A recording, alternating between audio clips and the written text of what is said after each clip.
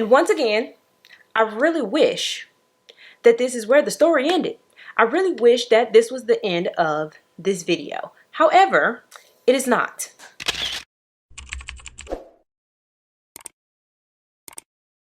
Hey y'all, welcome or welcome back to my channel. My name is Janae, if you didn't know, and today's video is another true crime episode. So if you're ready, let's go.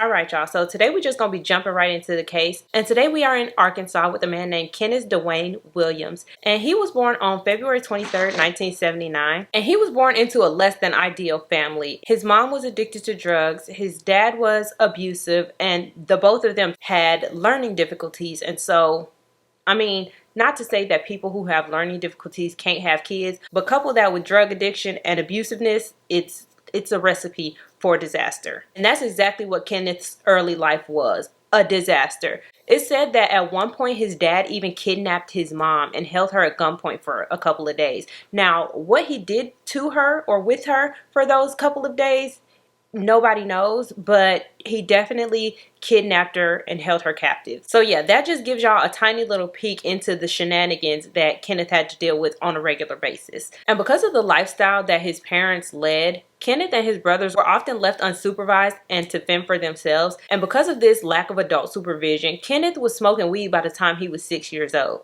Now, who handed the 6-year-old a blunt? I don't know, but it happened. And unfortunately, when Kenneth was just 8 years old, he was SA'd, and he never told anybody about this because he said that he was ashamed. He's quoted as saying, "I became bitter and angry. I was guilt-ridden, too ashamed to speak out.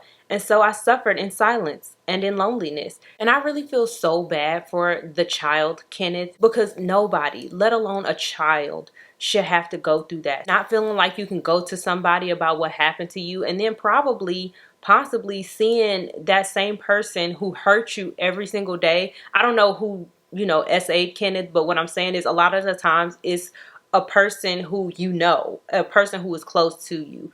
And so, yeah, I just feel really bad for the child in Kenneth. Now, I don't feel bad for Kenneth, the grown man, because the choices that he decided to make,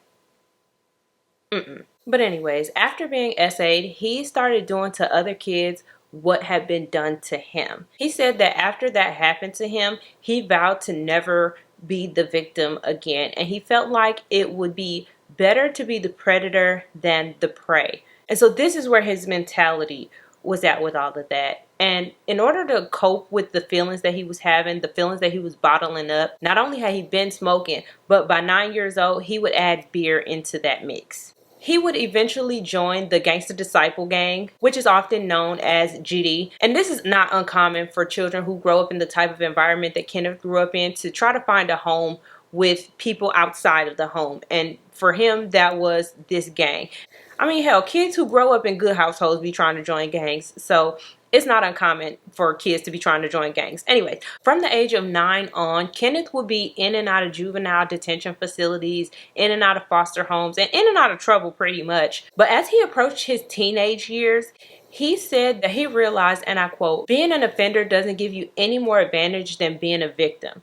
And so he had decided that he would no longer do to other children what had been done to him when he was 8 years old. He was done with it. And I really wish that that is where this video ended. I really wish that he had come to his senses, he had straightened out his life, and went on to live a happy, healthy life, got married, had some kids, and did the whole thing. But that's not what happened. Because in 1996, when Kenneth was just 17 years old, he was sentenced to 5 years in prison for second-degree escape, possibly of a juvenile facility. It didn't really say what he escaped, but I'm just guessing that it was a juvenile facility, and for second-degree battery. And even though he was sentenced to 5 years, he would only end up serving 2, being released on April 2nd of 1998. And from the time of his release in April until December, I have no idea what this man was doing. However, on December 13th, 1998, just 8 months after being released, Kenneth would cross paths with a young college couple, Dominique Hurd and Peter Robertson. And unfortunately, there is not a lot of information out there about Peter. However, we do know that Dominique Nikki Hurd was born on April 7th, 1979 to her parents Vicky and Ricardo Hurd. She was one of 6 children. She had 3 brothers and 2 sisters, making her the 3rd girl, so 3 and 3, which I always think is pretty cool. And she grew up in Fort Worth, Texas, where she graduated from Eastern Hills High School in 1997.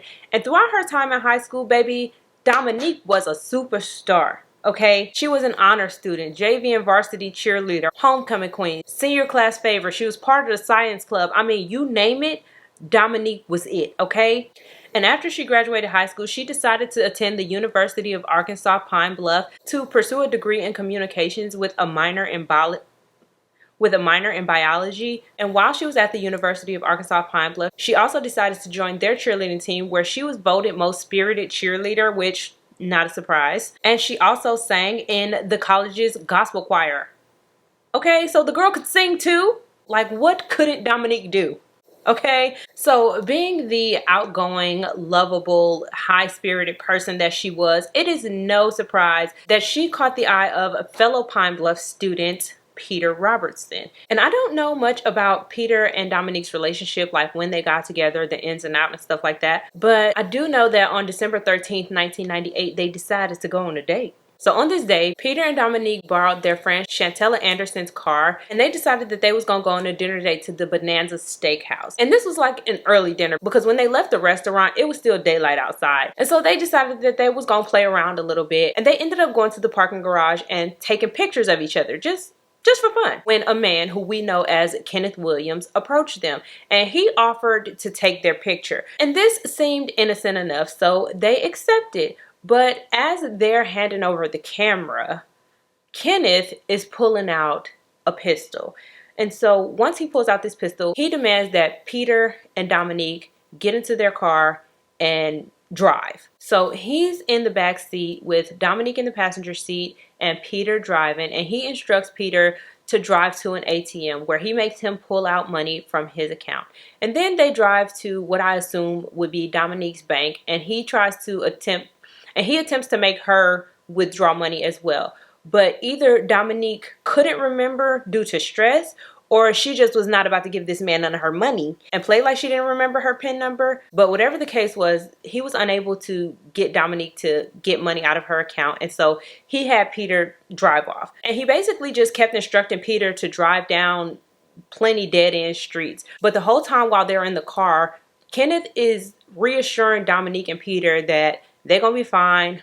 Nothing's going to happen to them. He just wanted their money, but now he's just, I don't know what he's doing right now, but they're going to be fine. And so finally they pull off into this dead-end street where Kenneth makes the couple get out of the car. And it is at this time where he proceeds to make Peter pull up Dominique's dress, pull down her underwear, and take a picture of her. And reluctantly, Peter does so before Kenneth demands that they re-enter the car and drive to another dead-end street. And at this dead-end street, he makes them get out of the car, jump over a fence, and kneel down behind a shed before he gets back into their car and drives off. But he don't go very far before he reverses and goes back and demands that Dominique gives him her purse. And Dominique does so before Kenneth asks them, like, where y'all say y'all was from again?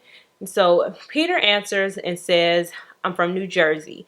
And Dominique answers and says, I'm from Dallas. And it's at this point where Kenneth says, I don't like niggas from Dallas anyways, and proceeds to empty his clip onto the couple before getting back into their car and driving away. Now, fortunately, although Peter has been shot and he's injured very badly, he somehow is able to make it to the road where he's able to flag down a car who takes him to call the police. And at the house that Peter is taken to, there's a man named Stephen Hankins, who is the brother of the person who picked up Peter. And thankfully, Peter, even though he's fighting through these injuries and is probably bleeding profusely, is able to tell Stephen and his brothers what happened, and he's able to direct them to where Dominique is. And so with Peter still at the house waiting for an ambulance, Stephen and a couple of his brothers go to where Peter said Dominique would be.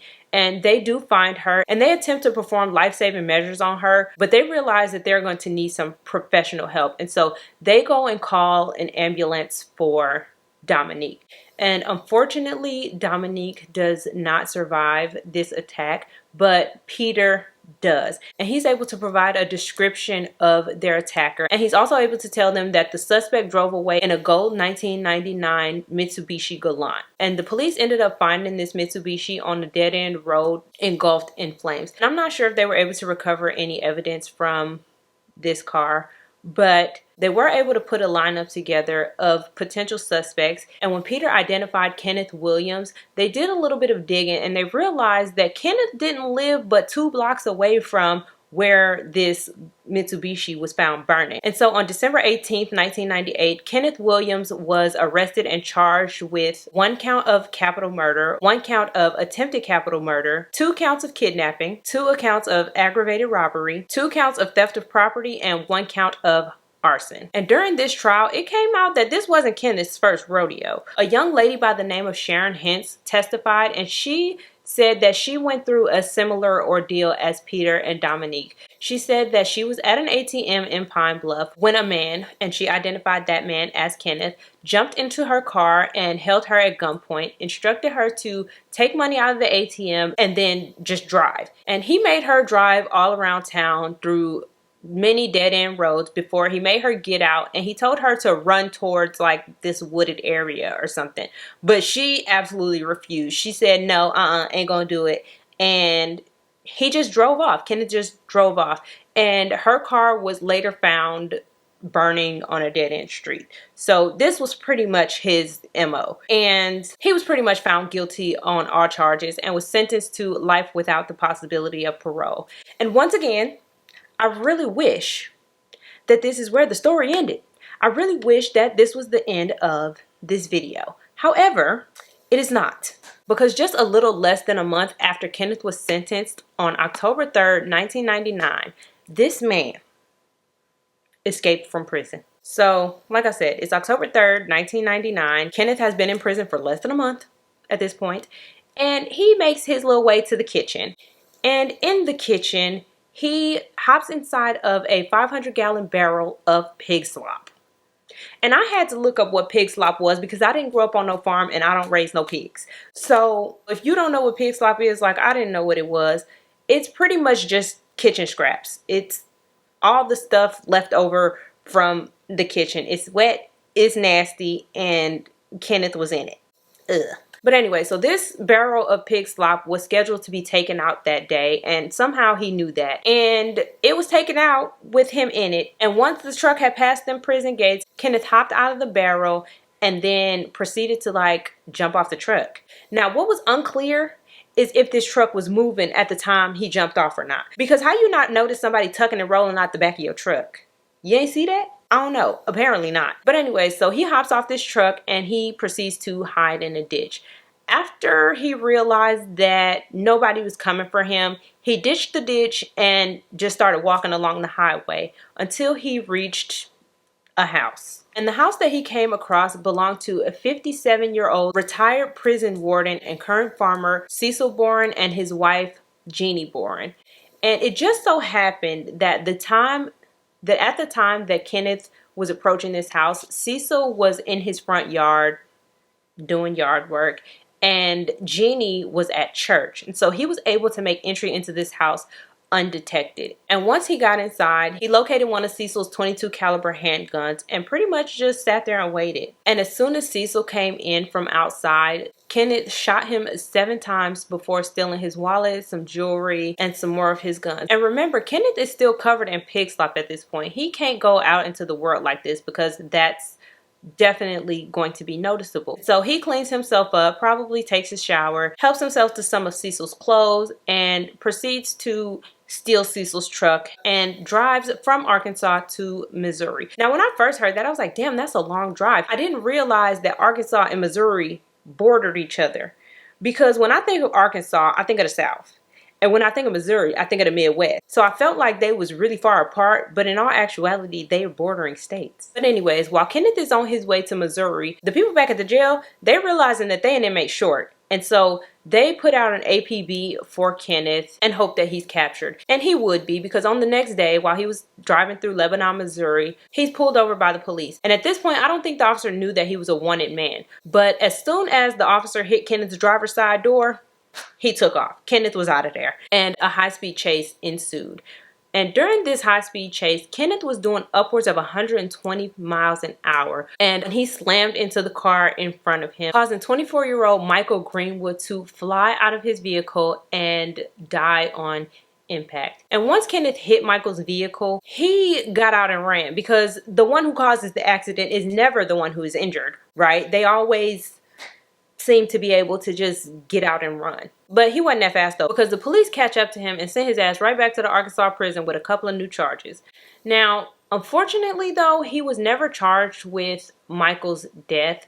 However, he was charged with the death of Cecil and escaping prison. And for these crimes, Kenneth was sentenced to death. And in May of 2005, while he was still on death row, Kenneth wrote a letter to the Arkansas Commercial, which I believe is a news outlet. And in this 6-page letter, he pretty much apologizes for his crimes. He says that he has now found God, and he hopes that the people whose lives he's affected can somehow find it in their hearts to forgive him.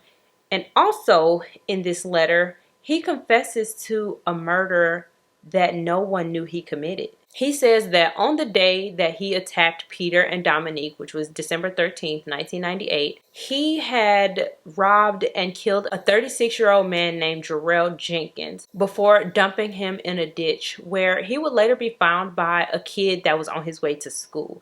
And Jarrell's murder remained unsolved until this confession. And in December of 2005, he pled guilty to the murder of Jarrell, and he was given an additional life sentence on top of his other life sentence and his death sentence. So he's pretty much gonna be in jail for all of eternity. Anyways, Kenneth had a scheduled execution date of April 27th, 2017, and he said that he really only wanted one thing before he died, and that was to be able to see his daughter one last time and to meet his granddaughter. And oddly enough, his wish was granted, but not by the state, the county, or anything like that. It was actually granted by an unlikely person. The daughter of Michael Greenwood, the guy who he essentially killed in that car accident when he was on the run, Kayla Greenwood granted this wish. Somehow she got information that Kenneth's last wish was to see his daughter one last time and to meet his granddaughter.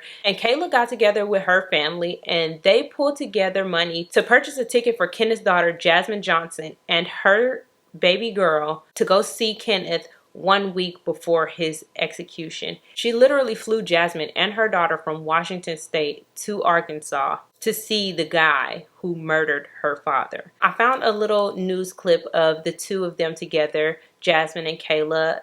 Jasmine Johnson is Williams' daughter. When I read Jasmine's story about not being able to see her dad for 17 years, wishing that her dad could meet her daughter, I felt the exact same way. You know, they did all this just for me and my daughter to come and see my dad, considering, you know, the things that he's done to the family. And I have a lifelong bond with her, and we're family now. Yeah. There's nothing that can change that. But yeah, y'all, on April 27, 2017, Kenneth Dwayne Williams died by lethal injection. And there was a little bit of controversy behind his execution because it said that he started seizing after the injection was given, which caused, I think it was his lawyers to question the substance in which he was injected with. But I don't really think too much came of it. I don't think there was like no lawsuits or nothing like that. But yeah, y'all, that concludes today's case. Thank you so very much for watching. Don't forget to like, comment, and subscribe, and I will see you all in the next one. Okay, y'all, so I know y'all done heard me talk about him a couple times on the channel, like, oh, my husband, blah, blah, blah. Anyway, so come say hi. How you doing, everybody? Your whole face. My whole face? Mm-hmm. How you doing, everybody? Now y'all know when I say Jason or my husband, like how in the last video I told y'all he ain't like my nails. That's him.